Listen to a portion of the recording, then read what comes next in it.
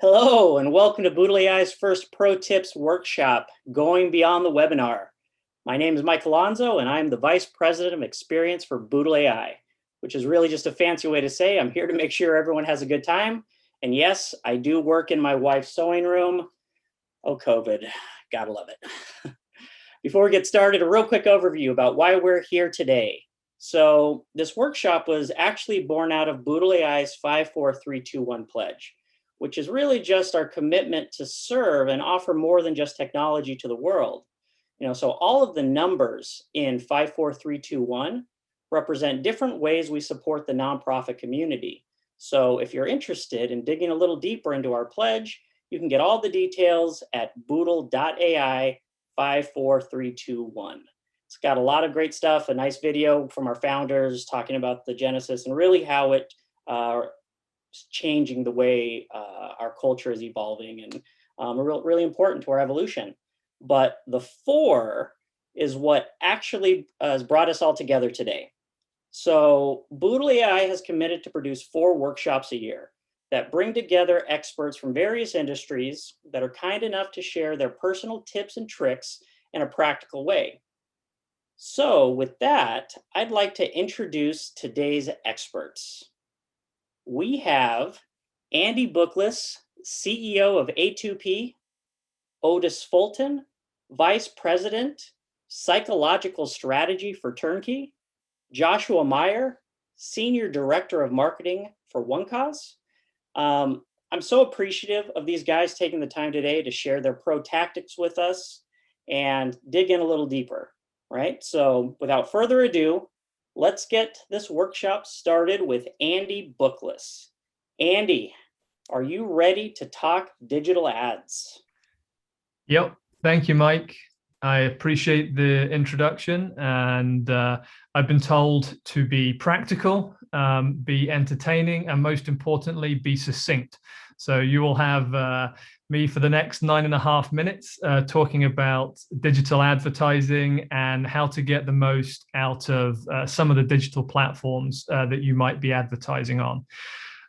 So as Mike mentioned, my team work at A2 Partners. A2P stands for Awareness and Analytics. And the key thing that we've always felt, the ethos that drives our business, is the awareness piece, the creativity, the advertising is really only as good as the analytics, as the data insights as to where you put that creative. So the awareness and the analytics always have to work together. And that tends to be how we try and answer the single biggest problem that most of our clients face, which you'll see on this next slide. This is what we wake up to each day, trying to figure out how to help our clients understand. Advertising has evolved over the years. The challenge has not. And so we spend a lot of time and effort, and we do very much appreciate our partnership with Boodle for helping us with this. On the analytics piece, they are a critical part of our decision making. So over these next few slides, I'm going to give a couple of examples of how we've analyzed and interpreted some of our advertising to make it more effective for our clients. So the first example that you'll see here is very straightforward. It's looking at how creative can be interpreted and can be utilized in a way that helps extend your reach. Now, I'm not expecting everybody to look at all the words here. What's more important is the imagery. This is an individual that we worked with a few years ago. His name's Ranil Jawadina. He's a British politician that we worked with. And on the left-hand side there, you'll see that this is one of his traditional video ads that he used on Facebook and Instagram. And as many of you who will have worked with elected officials will know, they like the headshot where they talk to camera and explain very clearly why their policies, their ideas are worth listening to. One of the things we noticed when we were working with Ranil was that whenever he put his wife and his kids in the shot, more people responded to his ad. And so a lot of the analytics that we will do will be quite, deeply driven by lots of data. There's also a lot you can do just by watching how people engage your content online. And so from the left to the right here, you can see that on the left-hand side, whilst the ad performed very well, the ad on the right performed significantly better. And one of the things that we were able to interpret from that is that Facebook's algorithm in about the last year and a half has shifted quite considerably to over-promote localized content and content that includes more than one person in the image, whether that be a photo or a video. So one of the very clear things we learned a few years ago is that these small changes of just adding in more components to a video or to a photo image can have a big impact on where your ad is placed in the newsfeed and how often it's seen by your audience. So that's one of a very kind of simple tip that most organizations can pick up with. If you move on to the next slide, you'll see that one of the other things that we spend a lot of time thinking through is how is our audience interpreting our creative. Now, this is a case study of a campaign we worked on where we were promoting a movie for a production company. And actually that company had already worked with Facebook directly to serve almost 11 million ads. And one of the things that you learn very quickly with social media advertising is you can reach lots of people very cost effectively on social media platforms. I mean, it is a very compliant way of reaching a lot of people. The challenge is not how many people you can reach, but how many people interact and engage with your content. And one of the things that we recommended to this client is that whilst they were reaching moviegoers, not all moviegoers are the same. Some people like action movies, some people like romantic comedies, some people like horror movies. And more importantly than the definition of the type of movie, your audience will often tell you what they are interested in by their interactions on Facebook, Instagram, other digital platforms. So when we were pulled into this particular project, they were already a little behind the eight ball in terms of getting people to Fandango to go and buy movie tickets. They'd served 11 million ads that only had 2,681 transactions. We looked at the page. They had over 100,000 people that already liked their page. We said, well, you already have an audience here of people that have said they like this movie with Benedict Cumberbatch and these people in it. Why not try and advertise to more people like this? And so we were able to serve a tenth of the number of ads to a very specific audience and built a lookalike around those type of people and drove 41,538 tracked interactions to Fandango. So one of the things that digital advertising is very effective at, it gives you data at every step in the process to let you know what's working and what's not within your audience. So whenever we're building out ad campaigns, we're always trying to find the audience that's likely to interact and engage with the content in an above average way. The average click-through rate, by the way, on Facebook is 1%. So if any of your ad campaigns are generating a click-through rate of above 1%, you're outperforming the audience. If we do our job effectively, we're looking to try and get 4 to 8% click-through rate. Again, if we've got the right creative and the right audience targeted using some data analytics along the way. And it can have very meaningful real-world impacts as well. So the other piece of this you saw from like the previous slide, driving real-world action is what we're trying to achieve for most of our clients, right? Whether it's a political client, people don't vote on Facebook. If it's a movie client like The Imitation Game, they don't watch the movie on Facebook. They get interested in the movie, they pay attention to the content, and then they go and take another action in the real world. That's the exact same example as the Vote Spotter app that we worked with over the last few years. This is an app where if you take the creative that works effectively and then you understand how your audience is interacting with that creativity, you can scale to quite a significant level. So Vote Spotter is a fantastic app for political engagement, policy engagement. It encourages people to understand how their legislators are voting in their legislatures and interact with them on that. Now, we got asked to start working with this particular product when they had 5,000 users in Michigan. And we ran a number of test ads. We worked out, as you can see here, which images were working most effectively, which messages, which words drove the most engagement. And we were able to increase that 5,000 users in Michigan to 50,000 users across 5 states in about 6 months. And a lot of what we were doing was testing, building, learning, going back, testing, and returning the system over and over and over again, to the point when in year 2, we grew the 50,000 users across 5 states to 150,000 users. And in year 3, grew that 150,000 to 1.15 million. There was nothing exceptionally different about what we were doing. We were just paying attention to how people were interacting within the social media platforms. And then as people were downloading the app, we were analyzing the data, looking at what type of people were downloading the app, what time of day they were downloading the app, how they were using the app, and we were making our marketing decisions based on that data insight. We can tell you that the average person that downloads the VoteSpotter app is a man somewhere between 35 and 45, and they normally download the app around 10 a.m. in the morning. And we realized that one of the things they were doing is that they were often professionals, they were researchers, they were journalists, they had an interest in policy. And the 10 a.m. piece was important because that's when they had their cup of coffee and they were downloading the app, often whilst they're on the toilet. That sometimes you get a little too much information from your analytics, but this helped us understand when we wanted to serve our ad and who we wanted to see it and to get the desired outcome, which was to download the app. My final slide today is just to give you a sense of just what can be done when you put your mind to it. We talked about some of the bigger projects we've worked with, the Imitation Game movie, the VoteSpotter app. These were significant projects that ran across the US. The last project I want to talk about today is Berkshire Hills Farm. It's important to me because it's actually a small business that's linked to my family. It's my wife's family's dairy farm. And as we ran into the pandemic, we were talking to the family and they realized that 90% of the cheese they sold to restaurants in the Philadelphia area. And that business went away overnight. When all the shops and the restaurants shut down, they didn't have any infrastructure. They had a Facebook page, they had an Insta page, and they had great, compelling, organic content. And so we said, let us do what we do for a lot of our clients for you. And so we tested some ads out, and we have a great team who work on what we now have a program called A2P Local, which helps small businesses, small charities get an understanding of how to use digital advertising effectively. And we were benefited by the fact that this is, it's great quality cheese and people wanted to help out local farmers.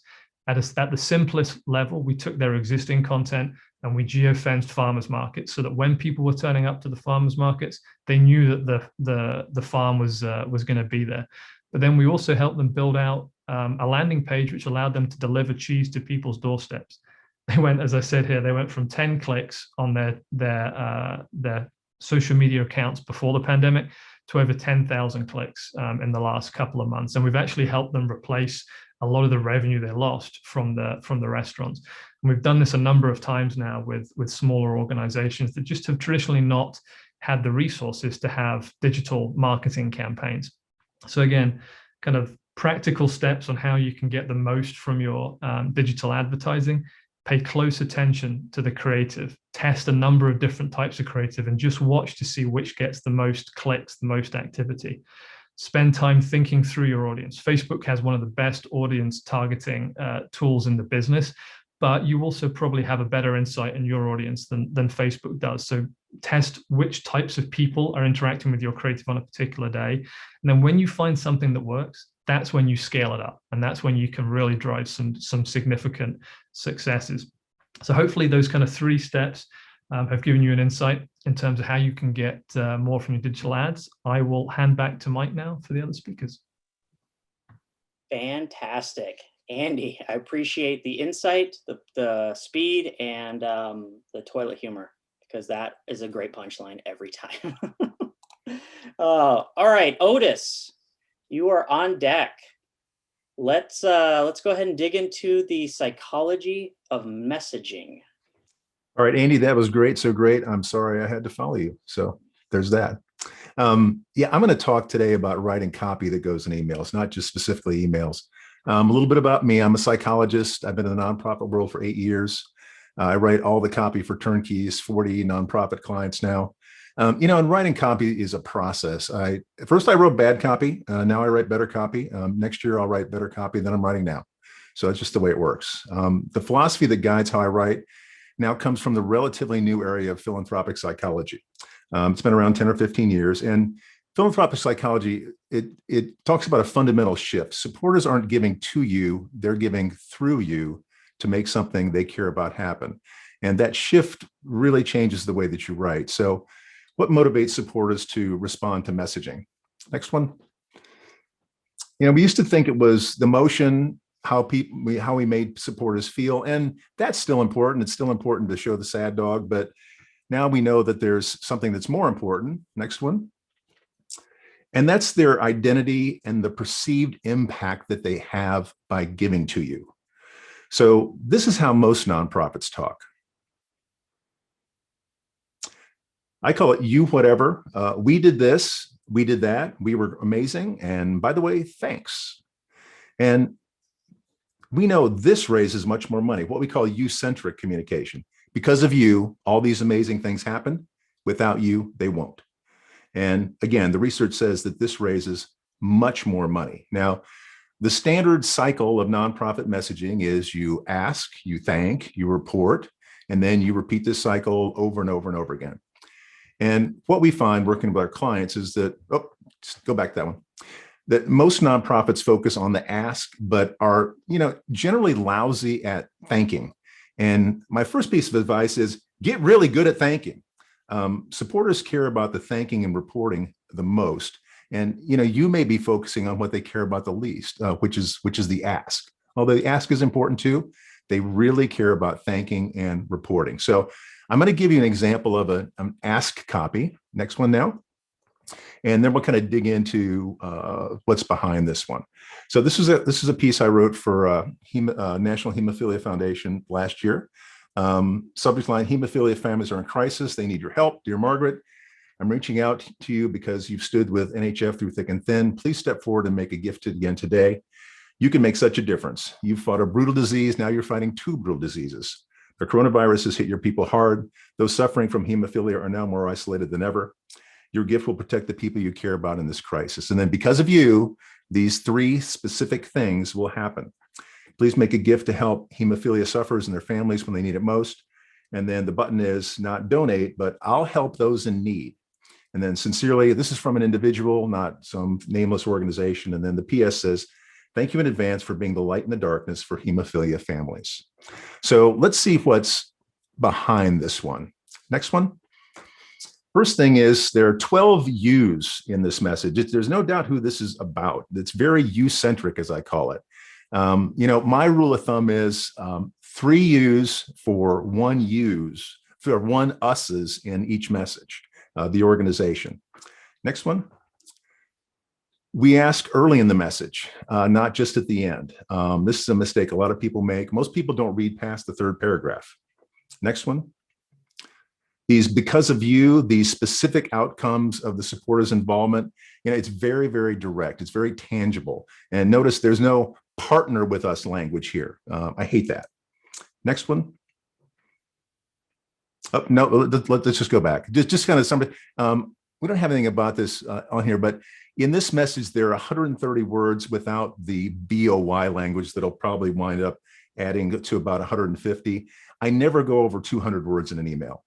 And if you're not using readability formulas, I urge you to do so. You can do it in Word. It's very easy. This particular message, there's something called the flesh reading ease. It goes from 0 to 100. 100 is the easiest. This one's at 78. And I shoot for a readability ease of about 70 to 80. So make it very easy to read. Next one, we're going to take a look at a thank copy here.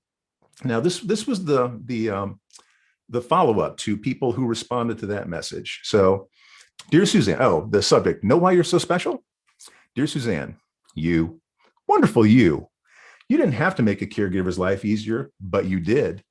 You didn't have to be the light that shines on someone living with hemophilia, but you are.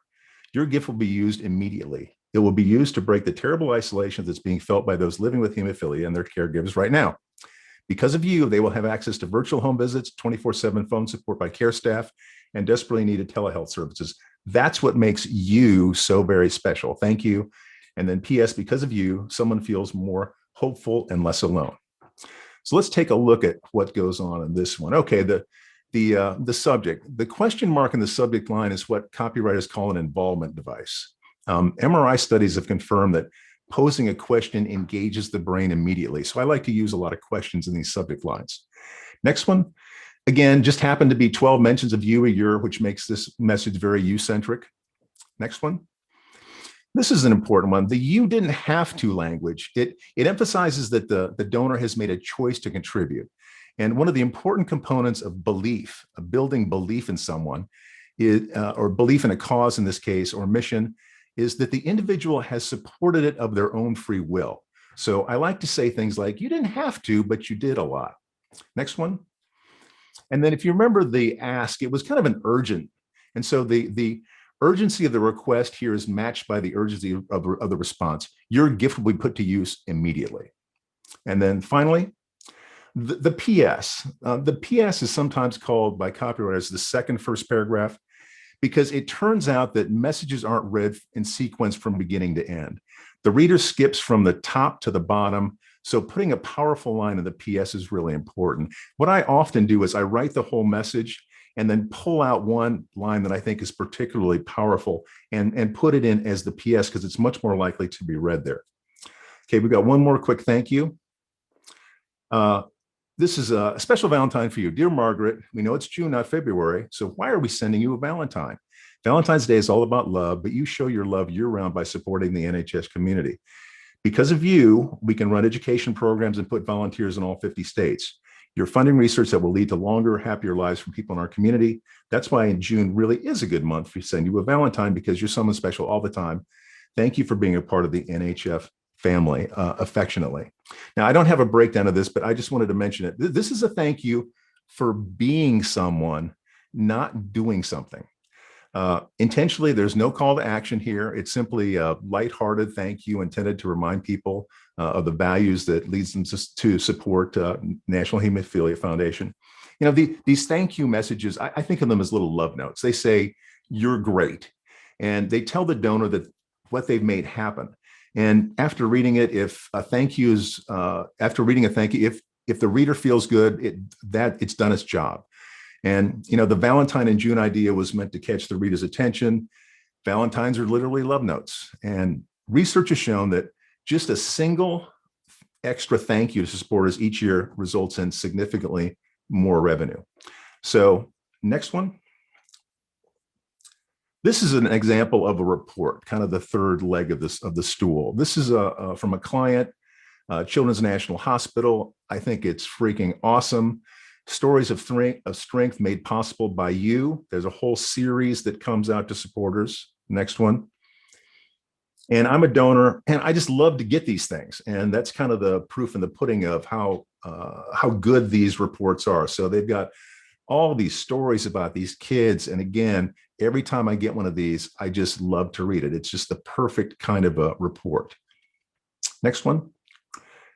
And here's kind of my summary. So what you want to do is you want to empower your constituents, and you want to help them achieve their goals, not yours. And it's kind of ironic, when you help them achieve their goals, you raise more money. So when I write copy, I use a lot of things like the BOY. If I was going to drop one hint, it would be, remember that. Just if you use because of you, often and regularly, you're on the right track. I tell a lot of before and after stories. Because of you, this happened. Without you, it didn't.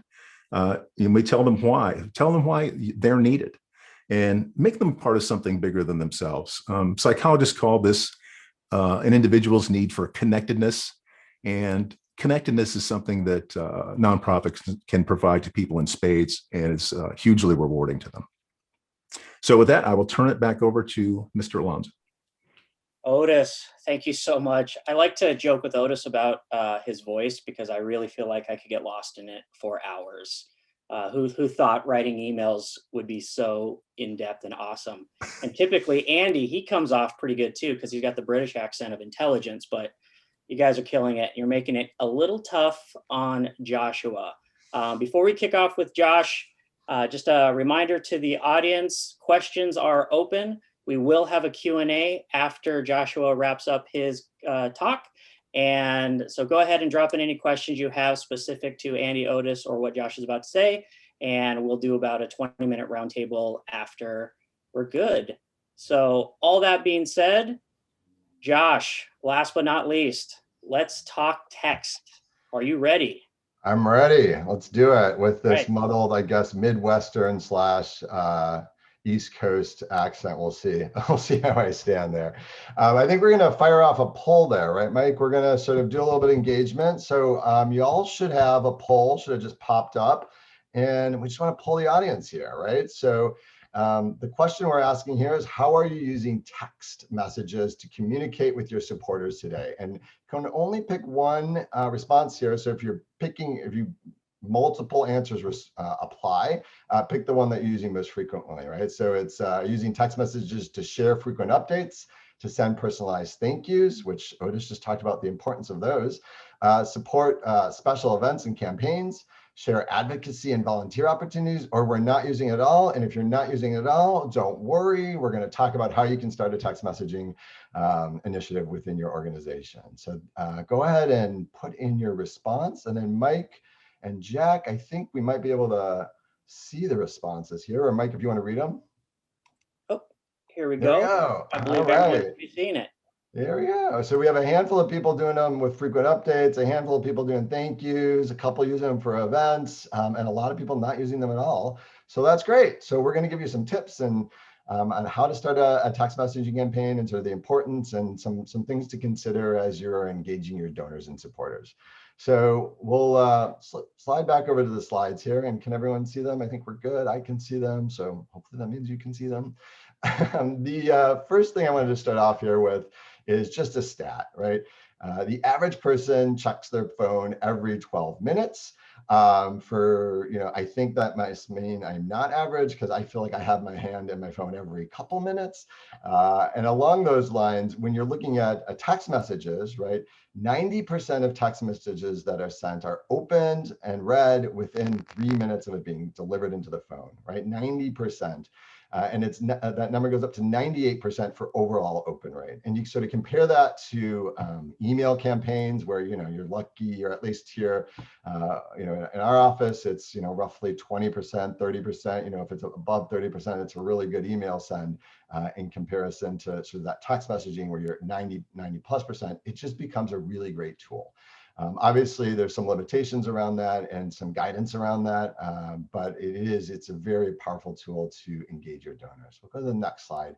So today I want to sort of talk about 4 different types of campaigns that you can use with text messaging.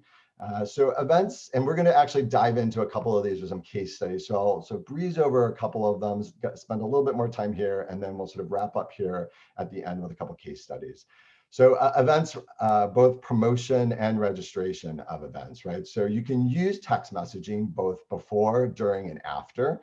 And we'll look at a case study from the Human Rights Campaign and how they use text messaging throughout their events and how they use that to drive engagement in the events, but also to help with their fundraising. Supporting multi-channel donations, let's just say multi-channel campaigns. And so looking at how can you use text messages to support your existing campaigns, whether that be an email campaign or a direct mail, a snail mail campaign, following up with a text message, confirming that the donor got the message and, inviting them to perhaps click a link to make that donation if they haven't done so already, or maybe there's some other action that you're looking for them to do. They also work really well with phone banking and telemarketing campaigns, right? If you're not able to get the person on the phone, which we know that's becoming harder and harder to connect with someone live, leave that voice message and then follow up with a text message, right? So it's another way to provide that second touch in that multi-channel campaign, or sometimes a third or fourth touch. Looking at awareness and advocacy, right? We'll look at a case study here from the Emmett Till Foundation, right? And how they were using text messaging to drive an online awareness campaign. But you can also use it to engage your supporters and donors to take calls of action, whether that be reaching out to elected officials, or if there's another initiative where you need support or advocacy, text messaging is a great way to get those donors involved. And finally, looking at peer-to-peer and participants and peer-to-peer campaigns, right? Whether that be the Ice Bucket Challenge or something along those lines, a Movember Mustache Challenge, right? Or we're looking at your traditional run, walk, ride. using text messaging throughout the process with your donors and supporters, providing them encouragement if they're team captains, if they're hitting, if your donors are, have a set goal that they're trying to achieve, and giving them text message reassurance or affirmations when they hit certain goals. Maybe they hit 50% of their goal, or they knock it out of the park and they hit 100%, and then invite them to increase that goal, right? There's all sorts of ways that you can be creative with text messaging within their within a peer-to-peer campaign. Let's go to the next slide and we'll look at some of the communication tips. And I feel like I could bring Otis in here, and he'd be able to write these quick, smart messages here in 160 characters or less, which I think is sometimes often the biggest challenge. But I'm just going to go out of order of the slides here. But that is probably one of the biggest things here, right? When you're doing text messages, they have to be short and succinct, and that would include the link, right? So if you're going to put in a link to send someone to an external page to make a donation, to take some sort of action, right? You want to make sure that it's short and sweet. Frequency, right? Text messaging campaigns, right? You want to do no more than one a week. Some would sort of advocate maybe 2 a month, right? And you just got to be careful about that. I think we all saw that, we all felt that, I think, to some extent around the election last fall. And so it's really, really important to make sure that you're using it judicially, but sort of impactfully. There's a little bit of an exception on that, and that would be around events, right? If someone knows they're getting text messages because they're going to an event, and we'll talk a little bit more when we look at the Human Rights Campaign and their use case, right? There is an opportunity there to do some more text messaging more frequently around a specific event or a peer-to-peer event or peer-to-peer fundraiser, right? So there's the rules get bent a little bit there. And then opt-in, right? So when you're doing text messaging, you want to make sure that you're working with an opt-in list, right? Obviously, you want to stay within, above the law, right, and keep things, on the up and up. But also, people who haven't opted in or aren't expecting it are just gonna unsubscribe from your text messaging. So as you're thinking about communications and your communication strategy and how you're going to send text messages to, it's really important to build your list so that you have people opted in and give them the opportunity to opt into that text messaging campaign. And that can be done really easily. It can be a checkbox on your online donation form, right? It could be a checkbox on a snail mail reply. It could be a checkbox when people are purchasing tickets at an event, right? So put that in front of them wherever you have the opportunity to, and then slowly but surely over time, you'll build your list and you'll have a really solid and reliable text messaging audience. And then finally, when you're doing text messages and you're crafting that, you're fine, whatever, you can go back and forth. When you're crafting that message, and we talked about links, this is what I get for jumping around here. When you're putting links in, or you want to make sure that there's some sort of call to action, right? I think there's always an opportunity there to ask that donor, that supporter. It doesn't always have to be a financial ask, right? It can be download our annual report. Because of you, you helped us hit these numbers, and we want you to, we want to share in the pride with us, right? But it also could be, we'll talk here in a second, make a donation or, something along those lines. But you always want some sort of action. You want them to open it and not be like, why did I just get this? It's like, here's what the organization is asking me to do. I'm going to click that link and I'm going to go do it. So let's look at some case studies here. All right, so the first one, as I mentioned, is the Human Rights Campaign, and that was actually my former employer. I spent 10 years there doing event fundraising with them, and when I was there, we actually didn't have text messaging. So it has, they have really evolved. They're pretty sophisticated when it comes to the text messaging, and we're going to look particularly today. They do a lot on the advocacy side. But we're going to talk today about their events. And so they use text messaging pre, during, and after any event. They'll use it pre to engage supporters who previously attended an event and invite them to join that event, whether that be just registering if it's a no cost event or purchasing tickets. Another thing, and I'm not sure if HRC does this, but some of our other clients do, is they will, if they get a response back, and they'll say, no, I can't make it, they'll do a second ask. They'll say, well, if you can't make it this year and we'd love for you to, count on your support, are you able to make just, any sort of donation, right? And you're going to want to be a little bit more specific. You're probably not going to want to say any donation, but you'll look at your donor record and you'll figure out what the appropriate ask is there, right? But pre-event, there's a real great opportunity to sort of get people engaged, get them invited, get them excited to be part of that event. And then we go during event, and I would say during is probably, whoops, we can stay on the HRC one.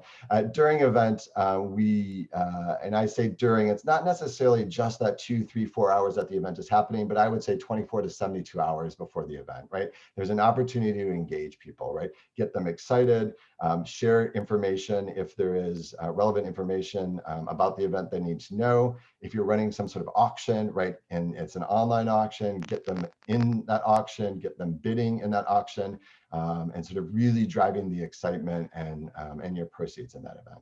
At the event, HRC does a really fantastic job of, excuse me, they will do, they'll use it to sort of help people navigate the event. If there's a huge event, they'll tell you sort of when registration is going to end, when the ballroom is going to open, and sort of so people can know what to expect.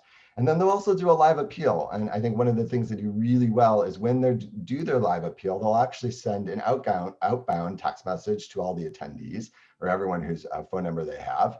And they'll say that, click here to donate to the Fund a Cause or the Fund for Equality. And so when the speaker gets on the stage, all they have to do is take out your phone. You should have just had a text message, click the link and make the donation, right? So it just simplifies that appeal in a really seamless manner. As they've been doing virtual events this year, right? We see on the screen here, they have a keyword where you can text the message. They've also, so I attended one of their virtual events. They had my phone number right before they aired that message. I got a text message that says, do you want to donate to this appeal? So making that super simple. And then finally, at the end, right, of the event, post-event, you can use that to collect any additional information. Sometimes with auctions and, people have had a couple cocktails and forget to leave, where they need the item to be shipped. They'll use that to sort of communicate and get that information. They'll also use it for thank yous. But there's always usually some sort of CTA, right? Whether that is a call to action, right? To download something or, volunteer, thank you so much for attending. Would you be interested in volunteering? Or thank you so much. Here's a report or research that you've helped fund. So think something along those lines. So we'll go to Emmett Till Foundation. So Emmett Till Foundation is an advocacy organization. I'm not sure that I'm going to have time to sort of explain the whole thing, but I'm probably not going to do it justice. But long story short is the Emmett Till Foundation. Emmett Till was a young man in the 1950s who was a victim of a hate crime, and the case has been unsolved. And there's a glimmer of hope that they actually could bring the perpetrator to justice, but they needed to pressure government to bring that person to justice. And so what they needed to do is what they did with texting is an online advocacy campaign, right? They created an online petition. They put a keyword out there. They put it on their social media channels. They put it in their emails, and they put it on their website, and people would text in and they would get a prompt back with a call to action to sign the petition. And they would click that petition, and they were able to get over 20,000. Their goal was 20,000. I think this only has it at 18. I think they well exceeded that donation, but it was a great way to engage people who maybe weren't familiar with Emmett Till and his story, to use social media and to give people a quick and easy way to get in and to sign that petition. So advocacy and awareness, there's a great way and sort of great use cases there for text messaging. And then finally, we're going to look at a school in Chicago, St. Anne's Catholic School. They've been struggling a little bit with their online, or not their online appeal, sort of the appeal at their annual fundraiser, their in-person fundraiser, which I know is like, we're going to get there, hopefully 2022 or the back half of 2021, I'm hopeful. But they were not hitting their goals with their in-person annual appeal. So they do the event and they would ask for the money, and they would always, not always, but they were falling short for a couple of years, and they wanted to sort of turn it on their head and say, like, what can we do? How can we change this? And what will get people engaged to participate? And so what they did is they turned to a text messaging service, right? And they sort of identified that they thought that perhaps the problem is that they were asking people to give to a general fund. And if they were able to give people options to donate to specific funds, and I don't exactly know which ones they did, but for example, they would perhaps, there's a fund for the library or a fund for the computer lab, and then maybe after school activities, right? They picked 3 separate funds, and then they used 3 different keywords. So you could, text gym, or you could text library, or you could text computers, and you would get a different prompt back. And so then they use those prompts to collect donations for each campaign. And then they were able to use the data that they got to sort of share with the field, with their supporters and their donors, right? They used scoreboards and messaging, and were able to sort of create a competition. And they were able to see, because they sort of were very specific about where the funds were going, they allowed people the opportunity to donate a fund that was relevant to them and had meaning to them, and use the technology to make it super easy. They were able to see 10 times the number of donations than they had seen previously. And then it didn't hurt, right, that COVID happened. And so at the same time, right, they were able to, not necessarily have the event, but they were able to broaden beyond the ballroom, right? And so they were able to sort of leverage the technology in a really unique way to create some competition, to tie to where people's interests were, and really grow their fundraising campaign. So those are 3 great examples. I think there's literally, I could have probably gone for much longer, but it's probably also best for me to stop, because sometimes I know I ramble. So with that, it is my pleasure to hand it back to Mike, and hopefully we have some good questions. If you haven't put a question in yet, we are super excited to answer your questions. And thank you again, Mike, for pulling this together today. It's been a pleasure on this panel, to be on this panel. I appreciate it. Great insight. The text message, I'm a huge proponent of it. And it's such an untapped channel. It's new. People are scared of it. They don't know what what's appropriate or not. But on the flip side, it hasn't been abused like email has. And so the open rates are just astronomical. But all that to be said, I do have some questions. So we'll spend the last 15, 20 minutes here going through questions. If anyone has any additionals, go ahead and toss them in the QA. But we'll kick off with you, Josh. What is the best way to start a text messaging program? We don't have any opted-in phone numbers in our database. Small, right? Start small, right? And I think that's the key to build a text messaging campaign. I think we talked a little bit about this, but it's taking really small steps by just adding that opt-in text messaging box, right, on your donation forms, right, so that you can start collecting a list of people that are willing to engage with you in text messaging. And then the other piece of there is, right, finding the provider, finding the technology, right? There's a number of software out there that can provide that technology. Your CRM may do it. There's a lot of standalone. And then it's trying to, the other piece of that is deciding, do you need outbound, do you need inbound, and do you want conversation, or to be able to have back and forth conversations with people? And so, but really just pick one, start with one. Maybe it's just outbound text messaging that you're going to do.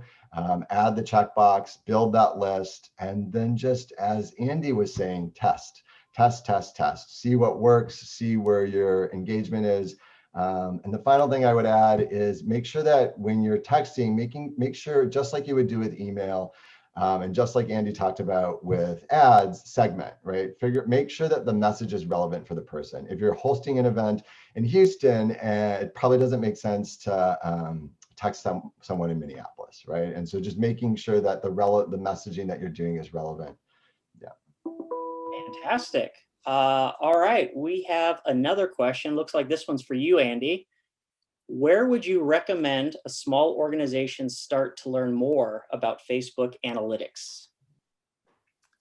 There's Facebook itself has some really good resources in terms of understanding how to get the best return on investment from campaigns. Boodle also has some very good resources as well. I would do a shameless plug there for the Boodle resources. I mean, I joke, but we have been working with the Boodle guys for about 2 years now and seen a marked increase in our ads performance, because when we're running our ads and we drive people to a landing page and we gather some of that PII, the first name, last name, email address, we know very little about them. You will need some sort of tool to provide that level of insight, and Boodle has been one of the best that we've invested in. And to Joshua's point as well, doing lots of little tests is way more powerful than doing one or two big programs, because you'll learn a lot from the different audiences you work around.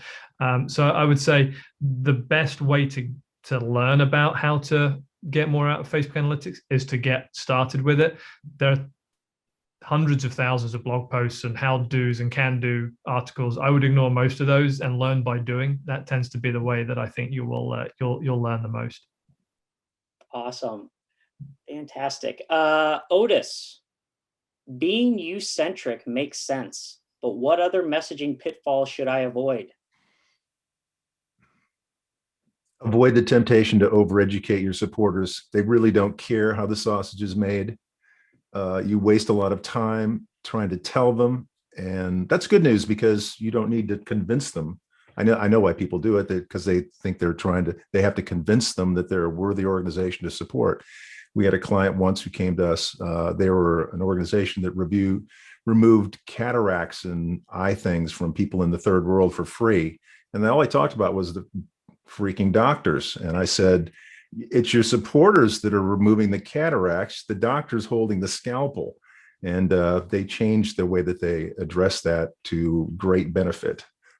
So that would be don't worry about overeducating people. They don't care. They honestly don't want to know about the processes behind how you get it done. Just talk about what you enable them to do.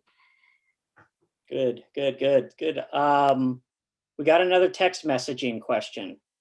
Can a text campaign identify the sending organization before it's opened? I'm not sure I understand the question. Can a text campaign identify the sending? I mean, so when you're sending text messages, right, you're going to want to identify who you're sending it to, if that's the question. And so your audience, you're going to want to specify your audience based on what the message is there. Very similar to what you would do with an email. So if that's, and then the inbound, so that would be outbound messaging, and then inbound messaging, you often will use a keyword, right? So you'll keyword, the word, like with HRC, it was equality, text the equality to a 6-digit code. And the software should be able to recognize that because that person is texting that specific keyword, it will tie it to that campaign, right? With St. Anne's, right, they had 3 different keywords, right?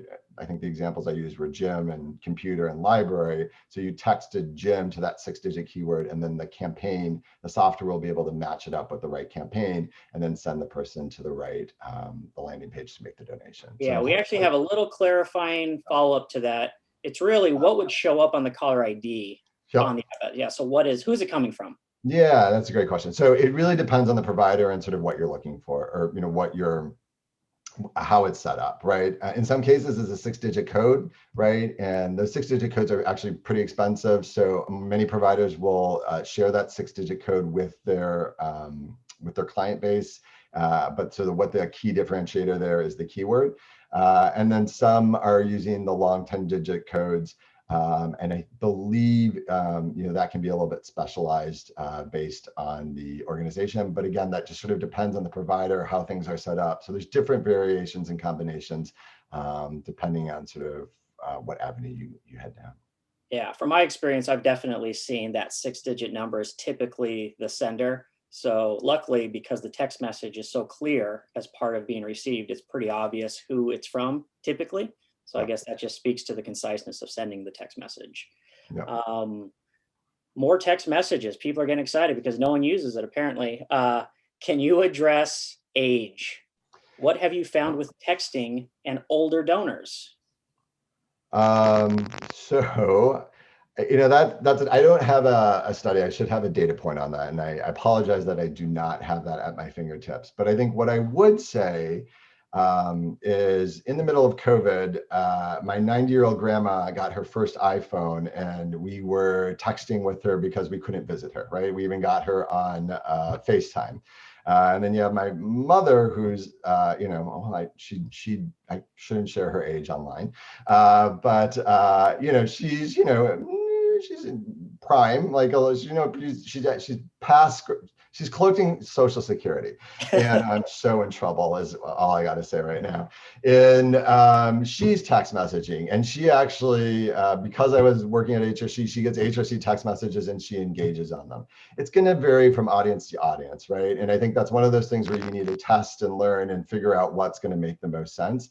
But don't rule out older donors, which is oftentimes what we hear clients say. Like, there is a possible, you know, they are using smartphones. Everyone basically has a smartphone, and most people know how to text and how to respond to text. And again, the other piece there is opting in, right? Making sure that they've opted in, right? So when people have opted in, right, regardless of their age, they've invited you into their phone, use that respectfully, and you should be able to use the tool pretty powerfully. I'm so in trouble. All right, we're getting close to the top of the hour. 2 more questions, one for Andy. Is Facebook the best place to start? Are there any emerging digital ad options you suggest? Short answer is yes. For all the problems with Facebook, and there are many, it is still the biggest game in town. You know, most of us spend most of our time on a Facebook or Facebook-owned platform when we're interacting with social media. But actually, there is a couple of points that tie into what Josh was just saying there about older demographics. And you know, when we're working with clients, often they'll you know, ask us, you know, our core audience tends to be mid-50s to mid-60s, mid-60s to mid-70s. Are they on social media? And actually, particularly women 65 plus, that is the fastest growing demographic, particularly here in the US, for Facebook. They're not on Instagram. That's where the millennials spend a lot of their time. But Facebook actually is a place where women of a certain age are sharing content, sharing ideas. They're very politically active, which is where we've tended to find those demographics. And often when we see a campaign working effectively, it is often driven by women 65 plus who then share that content with friends and family. And remember, that networking effect of social media is still very powerful. Finding the influencer within a family or within a community and getting that message shared is important. And you know, now that Facebook owns Instagram, you do have a lot of cross-platform pollination. I would say whether it's digital ads themselves or it's marketing channels that include digital, the way you're going to get the above average returns these days is using digital effectively, but also complementing that with Facebook, complementing it with email, complementing it with text messaging, complementing it with direct mail. And so one of the really powerful things is when you gather that data compliantly, that PII, and it can tell you, this is your audience who have engaged on social. Now follow them up with an email, then follow this audience up with a text message because they're more inclined to open a text message, and ultimately send them a nice brochure at the end of the year. That multi-channel campaign can be very powerful. And again, you don't have to spend a lot of money up front on the digital piece because that should be your high volume, low cost kind of message testing, get their engagement and drive awareness there. The actual giving, the actual activity happens on that more personal platform. But if you're doing the digital ads effectively, you should learn which channels will drive that above average return. Great. And one final question for Otis. Could you talk a little bit more about the readability of a message and how you can find it out in program like Word?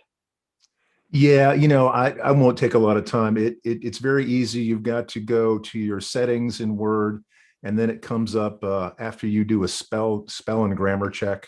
You can Google it, but again, the Flesh readability ease formula goes from 0 to 100. I try to shoot for 70 to 80, and you know, I write that message that I think we looked at earlier.